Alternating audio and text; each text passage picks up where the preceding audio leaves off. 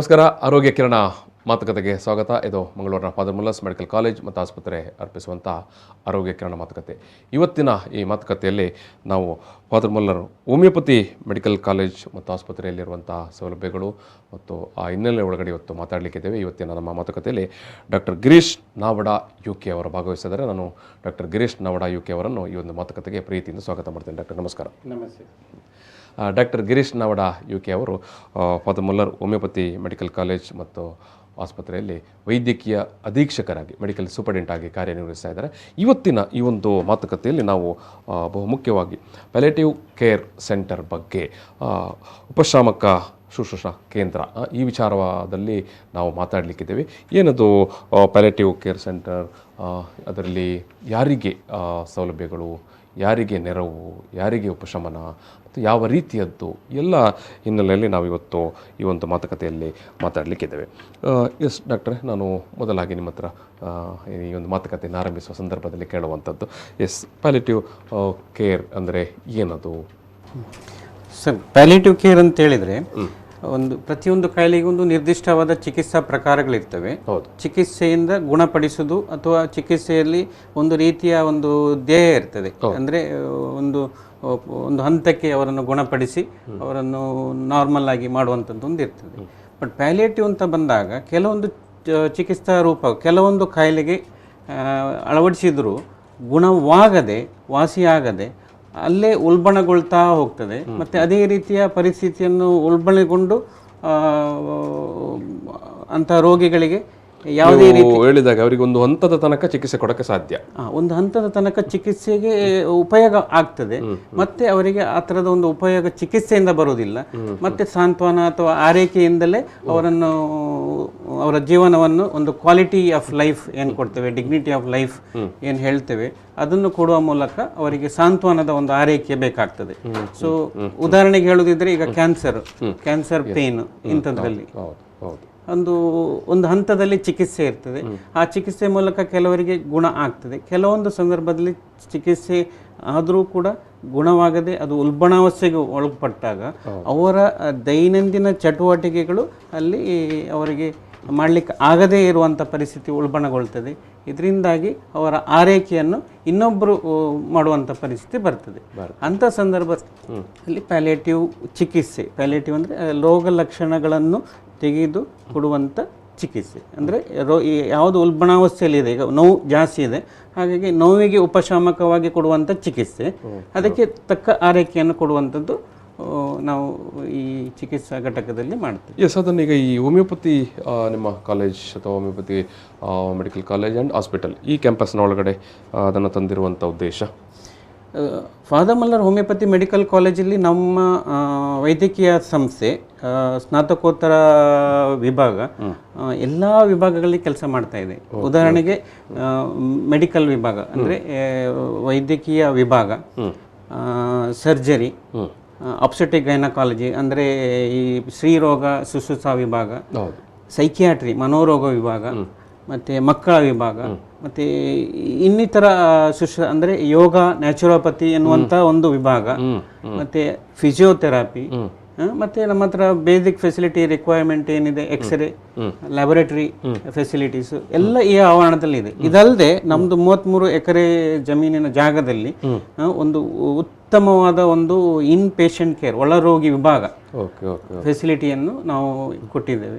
ಹಾಗಾಗಿ ಒಂಥರ ದೇರ್ಲಕಟ್ಟೆಯಲ್ಲಿ ಒಂಥರ ಪ್ರಶಾಂತ ವಾತಾವರಣ, ಅಂದರೆ ಅದೇ ಆದ ಸರೌಂಡಿಂಗ್ನಲ್ಲಿ ಒಂದು ನಿಶ್ಶಬ್ದವಾಗಿರುವಂಥ ಒಂದು ಪ್ರದೇಶ ಆದ ಕಾರಣ ಇಲ್ಲಿ ಸಾಂತ್ವನ ಕೇಂದ್ರಕ್ಕೆ ಒಂದು ಉಪಯುಕ್ತ ಅಂತ ನಮ್ಮ ಫಾದರ್ ಮುಲ್ಲರ್ ಚಾರಿಟಬಲ್ ಇನ್ಸ್ಟಿಟ್ಯೂಷನ್ನ ಡೈರೆಕ್ಟರು ಮತ್ತು ಉಳಿದ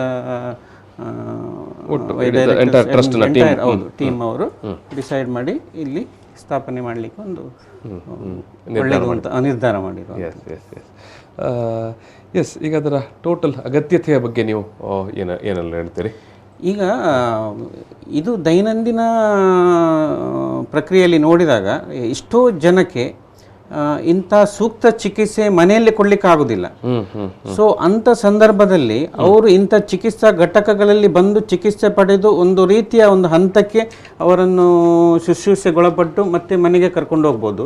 ಇಲ್ಲಾಂದ್ರೆ ನಿರಂತರ ಚಿಕಿತ್ಸೆ ಕೊಟ್ಟು ಅವರಿಗೆ ಕೊನೆಯ ತನಕ ಒಂದು ಡಿಗ್ನಿಫೈಡ್ ಲೈಫ್ ಅಥವಾ ಕ್ವಾಲಿಟಿ ಆಫ್ ಲೈಫ್ ಕೇರ್ ಏನು ಹೇಳ್ತೇವೆ ಅದನ್ನು ಕೊಟ್ಟು ಒಂದು ಉತ್ತಮ ಆರೈಕೆ ಮಾಡಿ, ಈ ಡಾಕ್ಟರ್ BM ಹೆಗಡೆ ಹೇಳಿದ ಹಾಗೆ ಟೆಂಡರ್ ಲವ್ ಕೇರ್ ಅಂತ, ಅಂದ್ರೆ ಒಂದು ಸಾಂತ್ವನ ಮತ್ತೊಂದು ಪ್ರೀತಿಯ ಆರೈಕೆ ಮಾಡ್ತಾ ಅವರನ್ನು ಮಾಡಿದಾಗ ಅವರಿಗೆ ಒಂದು ರೋಗಗಳನ್ನು ಎದುರಿಸುವಂತ ಒಂದು ಶಕ್ತಿ ಬರ್ತದೆ, ಜೀವನೋತ್ಸವ ಬರ್ತದೆ.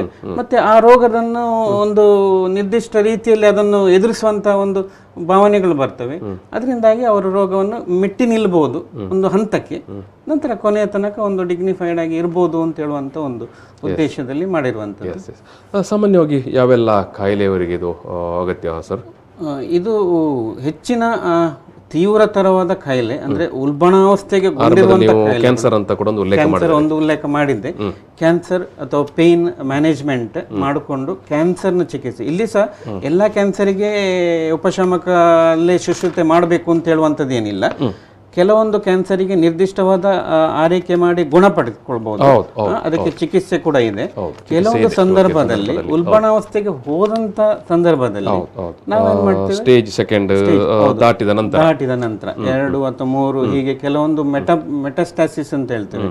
ಒಂದು ಭಾಗದಲ್ಲಿ ಶುರುವಾದ ಕಾಯಿಲೆ ಇನ್ನೊಂದು ಭಾಗದಲ್ಲಿ ಚಿಹ್ನೆಯನ್ನು ಮೂಡಿಸಿಕೊಂಡು ಬರುವಂತ, ಇನ್ನೊಂದು ಬೇರೆ ಎಲ್ಲ ಮಲ್ಟಿ ಆರ್ಗನ್ ಸಿಸ್ಟಮ್ ಇನ್ವಾಲ್ವ್ಮೆಂಟ್ ಆಗಿರುವಂತ ಸಂದರ್ಭದಲ್ಲಿ ನಾವು ಈ ಚಿಕಿತ್ಸೆಗೆ ಪ್ಯಾಲಿಯೇಟಿವ್ ಥೆರಪಿ ಅಂತ ಮಾಡ್ತೇವೆ. ಆ ಪ್ಯಾಲಿಯೇಟಿವ್ ಅಂತ ಹೇಳಿದ್ರೆ ರೋಗ ಲಕ್ಷಣಗಳನ್ನು ಗುಣಪಡಿಸುವಂಥದ್ದು ಮೆಡಿಸಿನ್ ಹಾಕೋದು ಬಿಟ್ರೆ, ಅಥವಾ ಪೇನ್ ನಿವಾರಣೆಗೆ ಹಾಕುವಂಥದ್ದು, ರೋಗ ಲಕ್ಷಣ ಗುಣಪಡಿಸುವಂಥದ್ದು, ಅಥವಾ ಅವರಿಗೆ ಯಾವುದು ಕಷ್ಟಕರ ಆಗಿದೆ ಅದನ್ನು ಸರಿಪಡಿಸುವಂಥದ್ದು. ಕೆಲವೊಮ್ಮೆ ಏನಾಗ್ತದೆ, ಈ ತೀವ್ರತರವಾಗಿ ಸ್ಪ್ರೆಡ್ ಆದ ನಂತರ ಅವರಿಗೆ ಚಲನೆಗೆ ಆಗುದಿಲ್ಲ, ಮೂವ್ಮೆಂಟಿಗೆ ಕಷ್ಟ ಆಗ್ತದೆ, ಯಾರನ್ನು ಆಧರಿಸಬೇಕಾಗ್ತದೆ. ಅಂತ ಸಂದರ್ಭದಲ್ಲಿ ಅವರಿಗೆ ಇನ್ನಿತರ ಚಿಹ್ನೆಗಳು ಬರ್ತವೆ. ಒಂದು ಡೆಕ್ಯುಬೇಟಸ್ ಅಲ್ಸರ್ ಅಂತ ಹೇಳ್ತೇವೆ, ಬೆನ್ನಲ್ಲಿ ಒಂದು ಗಾಯ ಆಗುವಂಥದ್ದು, ಅಥವಾ ಅಲ್ಲಲ್ಲಿ ಬರುವಂಥ ಒಂದು ಚರ್ಮದ ಕಾಯಿಲೆಗಳು, ಅವರಿಗೆ ಮೂವ್ಮೆಂಟ್ ಆಗದೇ ಇರುವಂಥದ್ದು, ಸಪೋರ್ಟ್ ಇಟ್ಟು ಮೂವ್ಮೆಂಟ್ ಮಾಡಬೇಕಾಗ್ತದೆ. ಮತ್ತೆ ದೈನಂದಿನ ಚಟುವಟಿಕೆ ಮಾಡಲಿಕ್ಕೆ ಕಷ್ಟ ಆಗ್ತದೆ. ಅಂದ್ರೆ ಇನ್ವಾಲಂಟ್ರಿ ಯೂರಿನೇಷನ್ ಅಥವಾ ಇನ್ವಾಲಂಟ್ರಿ ಸ್ಟೂಲು, ಅಥವಾ ಆಹಾರ ಸೇರುವುದಿಲ್ಲ, ಪ್ರತಿ ಸರಿ ತಕೊಂಡಾಗ ವಾಂತಿ ಮಾಡುವಂಥದ್ದು, ಇಂಥ ಸಂದರ್ಭಗಳು. ಇದು ಮನೆಯ ವಾತಾವರಣ ಒಂದು ಸ್ವಲ್ಪ ಹಾಳುಗಡಿಸ್ತದೆ. ಈಗ ಒಬ್ಬರೇ ಇರುವಾಗ ಅಥವಾ ಒಬ್ರು ಇವತ್ತಿನ ಸಂದರ್ಭದಲ್ಲಿ ಎಲ್ಲರೂ ಮನೆಗೆ ಬಿಟ್ಟು ಕೆಲಸಕ್ಕೆ ಹೋಗ್ತಾ ಇರ್ತಾರೆ. ಒಬ್ಬರೇ ಅರ್ನಿಂಗ್ ಪರ್ಸನ್ ಅಂತ ಆದ ಕೂಡಲೇ ಅವರಿಗೆ ದಿನನಿತ್ಯದ ಚಟುವಟಿಕೆಯಲ್ಲಿ ಭಾಗವಹಿಸಲಿಕ್ಕೆ ಆಗುದಿಲ್ಲ.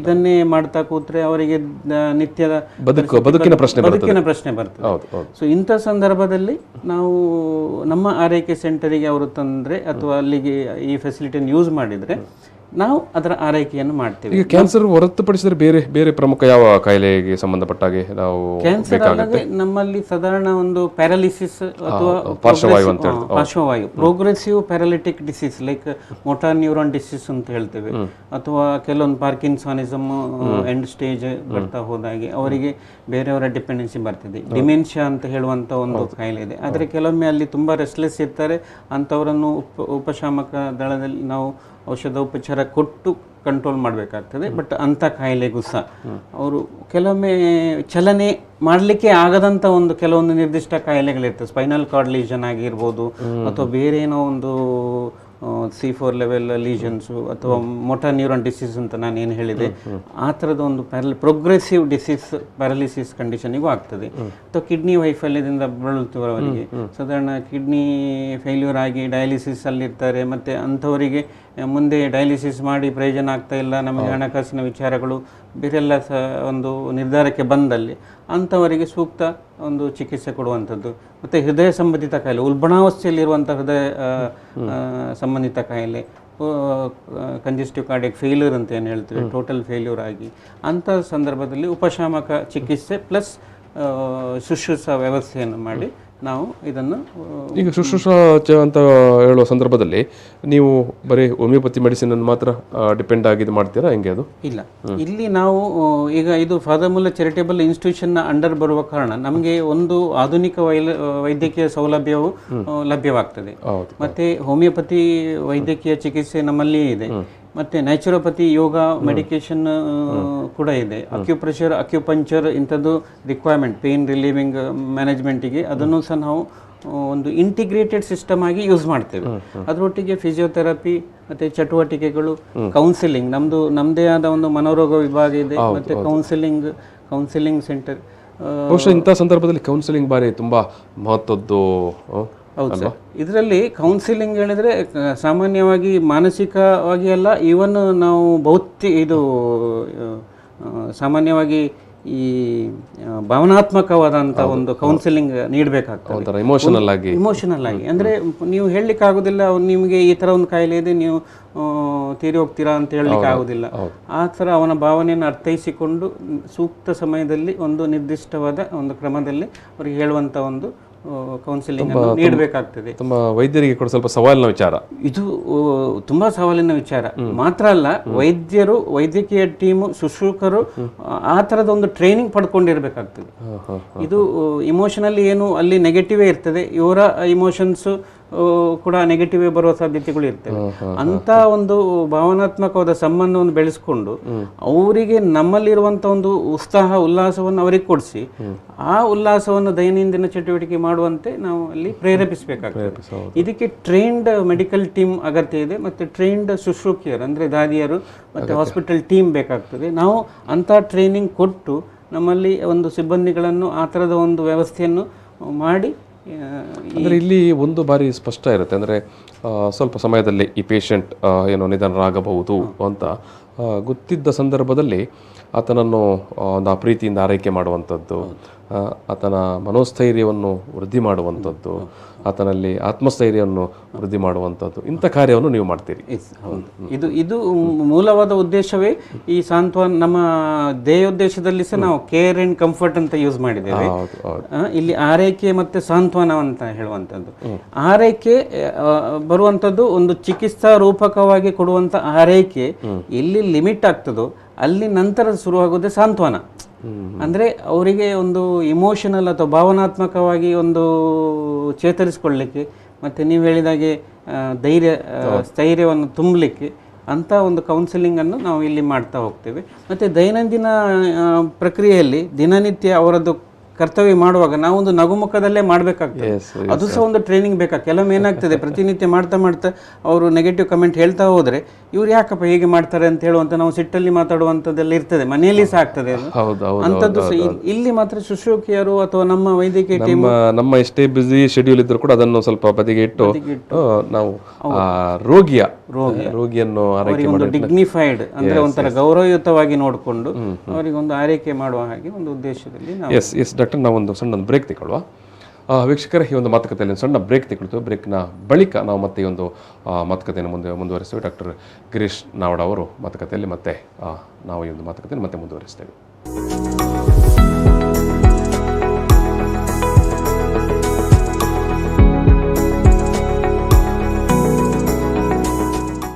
ಆರೋಗ್ಯ ಕಿರಣ ಮಾತುಕತೆಗೆ ಮತ್ತೆ ಸ್ವಾಗತ.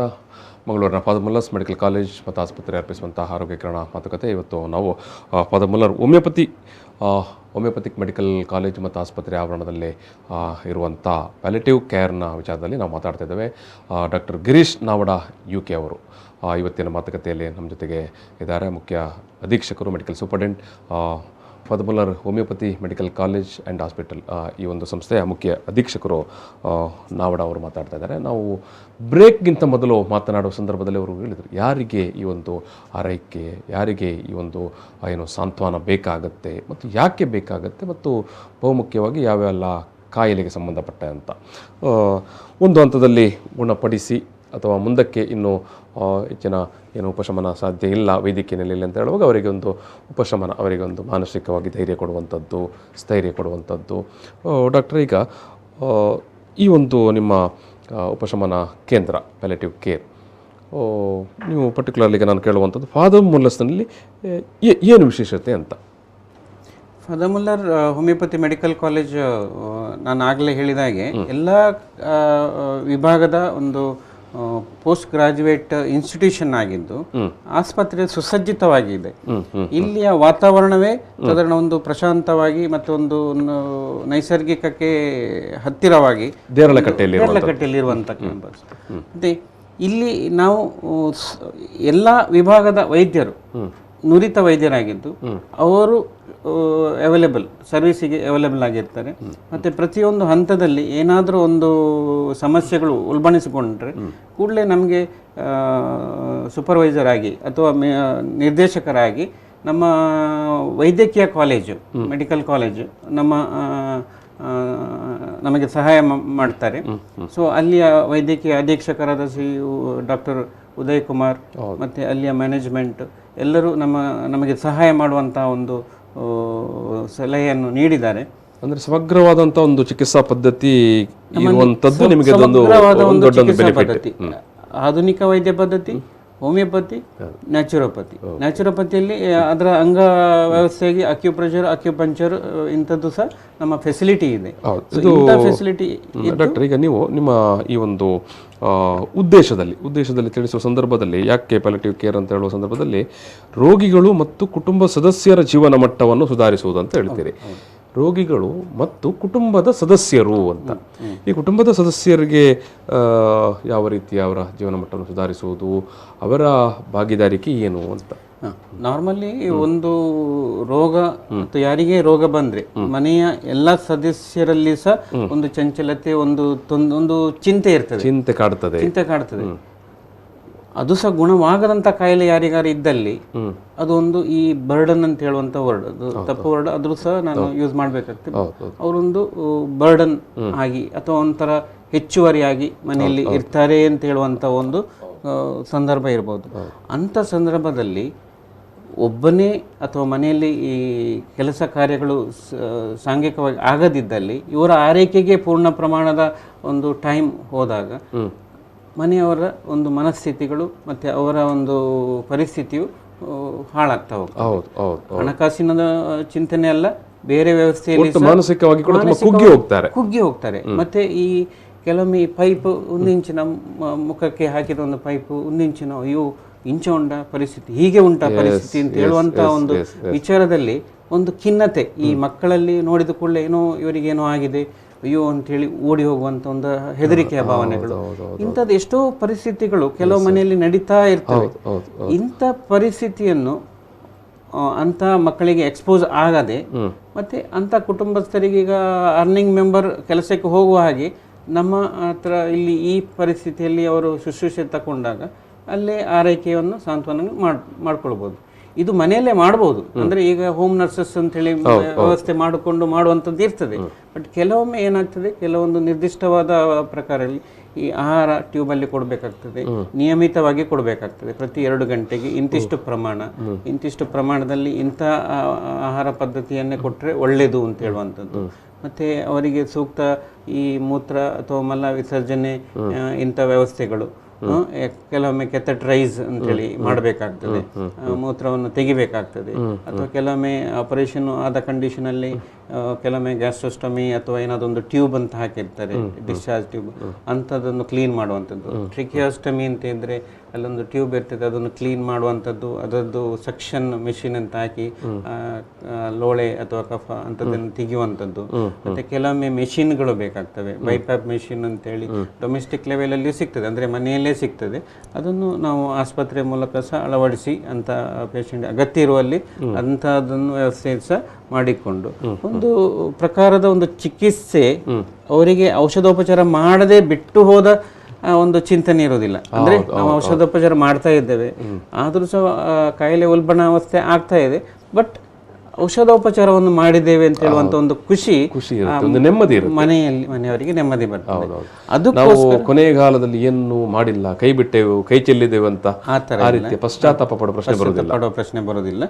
ಸೊ ಇಂಥ ನಮ್ಮ ಅಲ್ಲಿ ಈ ಥರದ ವ್ಯವಸ್ಥೆಗಳು ಇರುವ ಕಾರಣ ಅಂಥವನ್ನು ಆರಿಸಿ ಯಾರಿಗಾರು ಅವಶ್ಯಕತೆ ಇದ್ದಲ್ಲಿ ಅವರು ಬರ್ಬೋದು. ಇಲ್ಲದಿದ್ದರೆ ಮನೆಯಲ್ಲೇ ಈ ಎಕ್ಸ್ಪೀರಿಯನ್ಸ್ಡ್ ಹೋಮ್ ನರ್ಸಸ್ಸು ಅವರನ್ನು ಇಟ್ಟುಕೊಂಡು ಮಾಡುವಂಥ ಪದ್ಧತಿ ಈಗಲೂ ನಡೀತಾ ಇದೆ. ಸೊ ಅದೇ ಥರದ ಆರೈಕೆ ಕೆಲವೊಮ್ಮೆ ಉಲ್ಬಣಾವಸ್ಥೆಯಲ್ಲಿ ಇರುವಂಥವರಿಗೂ ಸಹ ಆಸ್ಪತ್ರೆ ಮೂಲಕ ICU ಮೂಲಕ ಮಾಡುವಂಥ ವ್ಯವಸ್ಥೆಗಳು ಕೂಡ ಇದೆ. ನಮ್ಮಲ್ಲಿ ಪ್ಯಾಲಿಯೇಟಿವ್ ಕೇರ್ನ ಸಂದರ್ಭದಲ್ಲಿ ಹೋಮಿಯೋಪತಿಯ ಪರ್ಟಿಕ್ಯುಲರ್ಲಿ ಮಹತ್ವ ಏನು ಡಾಕ್ಟರ್? ಹೋಮಿಯೋಪತಿಯಲ್ಲಿ ನಮ್ಮ ಚಿಕಿತ್ಸಾ ರೂಪವೇ ಒಂದು ಮನಸ್ಸು, ಮಾನಸಿಕ ಮತ್ತು ದೈಹಿಕ ರೀತಿ ನೀತಿಯಲ್ಲಿ ನೋಡಿಕೊಡುವಂಥ ಔಷಧ. ಮತ್ತು ನಮ್ಮಲ್ಲಿ ಪ್ಯಾಲಿಯೇಟಿವ್ ಕೇರ್ ಅಂತೇಳಿ ಇದೆ ಹೋಮಿಯೋಪತಿಯಲ್ಲಿ ಪ್ಯಾಲಿಯೇಟಿವ್ ಕೇರ್ ಎಲ್ಲಿ ಯೂಸ್ ಮಾಡ್ತೇವೆ ಹೇಳಿದರೆ, ಯಾವಾಗ ನಿರ್ದಿಷ್ಟವಾದ ಔಷಧ ಅದರ ಗುಣಮುಖವಾಗುವಂಥ ಲಕ್ಷಣಗಳು ತೋರಿಸೋದಿಲ್ವೋ ಅದು ಡಿಟ್ಯೂರೇಟಿಂಗ್ ಸೈನ್ಸ್, ಅಂದರೆ ಒಂದು ರೋಗ ಉಲ್ಬಣಾವಸ್ಥೆಗೆ ಹೋಗುವಂಥ ಸಿಂಪ್ಟಮನ್ನು ತೋರಿಸುವಾಗ ನಾವು ಪ್ಯಾಲಿಯೇಟಿವ್ ಮೆಡಿಸಿನ್ ಅಂತ ಕೊಡ್ತೇವೆ, ಎಕ್ಯೂಟ್ ರೆಮಿಡೀಸ್. ಅದು ಕೊಟ್ಟು ರೋಗ ಲಕ್ಷಣವನ್ನು ನಿರೋಧಿಸುವಂಥ, ಅಂದರೆ ರೋಗ ನಿರೋಧಕ ಶಕ್ತಿಯನ್ನು ಉಲ್ಬಣಿಸುವಂಥ ಔಷಧವನ್ನು ರಿಪೀಟ್ ಆಗಿ ಕೊಡ್ತಾ ಅವನಲ್ಲಿ ರೋಗ ನಿರೋಧಕ ಶಕ್ತಿ ಬರುವ ಹಾಗೆ ಒಂದು ಪ್ರಯತ್ನ ಮಾಡ್ತೇವೆ. ಒಂದು ನಿರ್ದಿಷ್ಟ ಹಂತದಲ್ಲಿ ಪ್ರಯತ್ನ ಪಟ್ಟರೂ ಸಹ ಆಗಲಿಲ್ಲ ಅಂತ ಅಂದಾಗ ಅದು ಪ್ಯಾಲಿಯೇಟಿವ್ ಆಗಿ ಅವರಿಗೆ ಕೊನೆ ತನಕ ಲಕ್ಷಣಗಳನ್ನು ಗುಣಪಡಿಸುವ ಹಾಗೆ ಒಂದು ಔಷಧ ಕೊಡ್ತೇವೆ ಹೊರತು ಮತ್ತೆ ಅದು ಅಂತ್ಯ ತನಕ ಹಾಗೆ ನಡೀತದೆ. ಈಗ ಇದರಲ್ಲಿ ಯೋಗ ಮತ್ತು ಪ್ರಕೃತಿ ಚಿಕಿತ್ಸೆಯ ಪಾತ್ರ ಏನು? ಯೋಗ ಮತ್ತು ಪ್ರಕೃತಿ ಚಿಕಿತ್ಸೆ ಒಂದು ಪಾಸಿಟಿವಿಟಿ. ಯಾವುದೇ ನಿರ್ದಿಷ್ಟವಾದ ಕಾಯಿಲೆಗೆ, ಈಗ ಆಲ್ರೆಡಿ ಬೆಡ್ ರಿಡನ್ ಪೇಷಂಟು ಅಥವಾ ಕಂಪ್ಲೀಟ್ ಆಗಿ ಬೆಡ್ಡಿಗೆ ಕನ್ಫೈನ್ಡ್ ಆಗಿದ್ದವರಿಗೆ ಈ ಚಿಕಿತ್ಸೆಗಳು ಉಪಯೋಗವಾಗುವುದಿಲ್ಲ. ಆದರೆ ಕೆಲವೊಮ್ಮೆ ಏನಾಗ್ತದೆ, ಕೆಲವೊಂದು ಸಂದರ್ಭದಲ್ಲಿ ಪ್ಯಾರಾಲಿಸಿಸ್ ಹೇಳೋದು, ಒಂದು ಪಾರ್ಶ್ವ ಅವರಿಗೆ ಪ್ರಾಬ್ಲಮ್ ಆಗಿರ್ತದೆ ಅಥವಾ ಒಂದು ಲೋವರ್ ಪಾರ್ಶ್ವ ಅವರಿಗೆ ಅವರದ್ದೇ ಆದ ಚಲನೆಗಳು ಮಾಡಲಿಕ್ಕೆ ಕಷ್ಟ ಆಗ್ತದೆ.